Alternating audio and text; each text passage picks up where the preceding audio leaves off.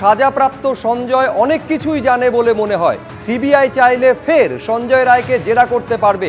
আরজিকর কাণ্ডে নতুন নির্দেশ দিল কলকাতা হাইকোর্ট। চাইলে অন্য সন্দেহভাজনদেরও জিজ্ঞাসাবাদ করা যাবে। তদন্তের স্বার্থে যেন কোনো দ্বিধা সিবিআই না করে। সাজাপ্রাপ্ত সঞ্জয় রায় অনেক কিছুই জানে বলে মনে হয়, ফলে সমস্ত আধুনিক পদ্ধতি ব্যবহার করুক সিবিআই। চিকিৎসককে ধর্ষণ এবং খুনের মামলায় নির্দেশ দিয়েছেন মহামান্য বিচারপতি রাজা শেখর মান্থা।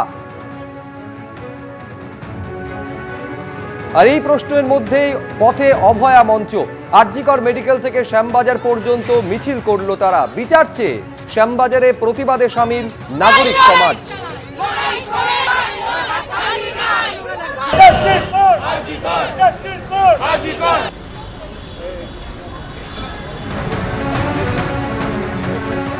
কুড়ি মাস আগে আন্দোলন শুরু করেছিলাম, অর্থাৎ অভয়ার বিচার, অভয়ার হত্যাকারীদের আইডেন্টিফাই করে তাদেরকে শাস্তি দেওয়া এবং অভয়ার ধর্ষণ এবং হত্যার পিছনে যে অপরাধীরা আছে সেই অপরাধীদের চিহ্নিত করে তাদের শাস্তি দেওয়া।